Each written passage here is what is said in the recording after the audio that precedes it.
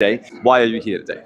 Sure. So, for me, Julian's case is so important at so many different levels. I've investigated, researched, written about, made films about the global arms trade for over 22 years now.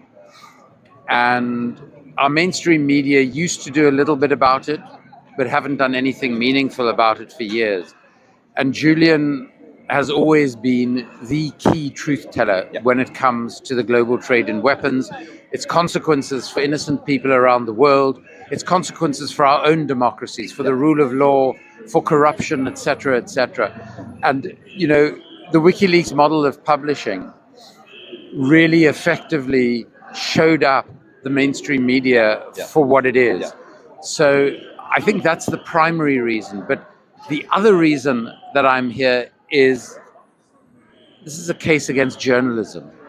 And, what Julian is suffering as an individual, he's doing on behalf of all of us.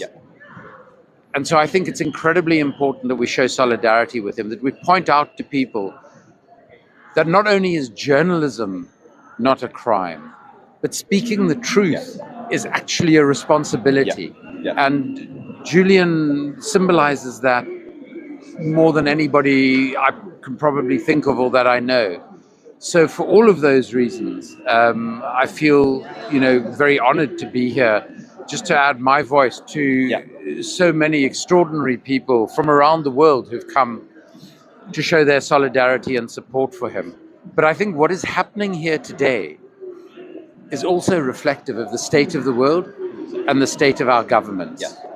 Because the reason that Julian is sitting inside that court, the reason that he's been sitting in a high security jail for all of these years, is because if he wasn't, it's our politicians who would be. Because he reveals the corrupt truth about the way in which they use conflict in Gaza, in Yemen, to effectively line their own pockets.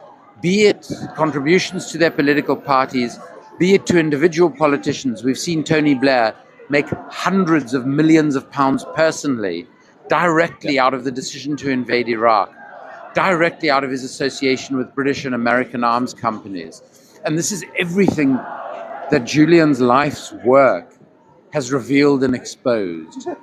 So by having him in high security jail, by having him in court, by extraditing him to the United States of America, what they are effectively doing is trying to keep themselves out of the jails that they belong in. 100%. Beautifully put as well.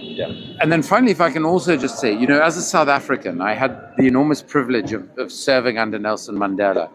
And I know that Stella has connections to South Africa. And she reminds me of the very best of South Africa in the sense of during the struggle for liberation from apartheid, we used to say, you strike the women, you strike the rock. Because women have always been the most resilient in our struggle. And Stella, to me, encapsulates so much of that. The courage and the fortitude and the perseverance that she has shown over these terrible, terrible years to raise those two incredible young boys on her own as she's been forced to do. To continue to campaign around the world in the way that she has reminds me so much of the legends of our political struggle in South Africa. And so I think it's important also, given the role that South Africa has played recently in relation to Gaza and in relation to the International Court of Justice, to say here today that South Africa is calling out Israel. It's calling out a genocide in Gaza. And we would know even more about that genocide if Julian was free and doing the work that he has done his whole life.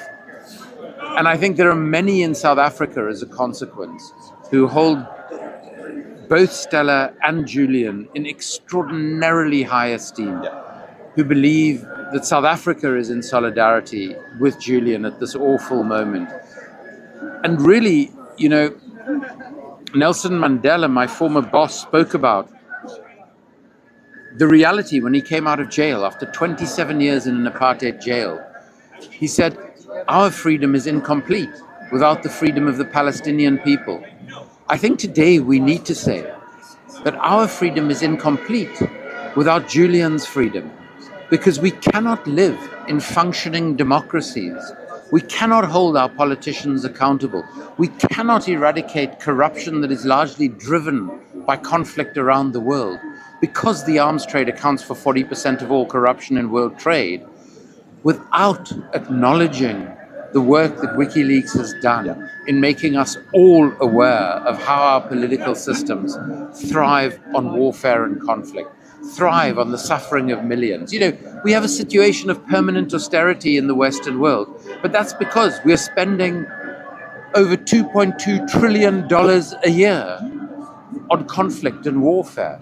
So for all of those reasons, Julian must be free. And for every single day that he is not, it's an indictment on our governments, on our politicians, and on the state of the world today. Beautiful.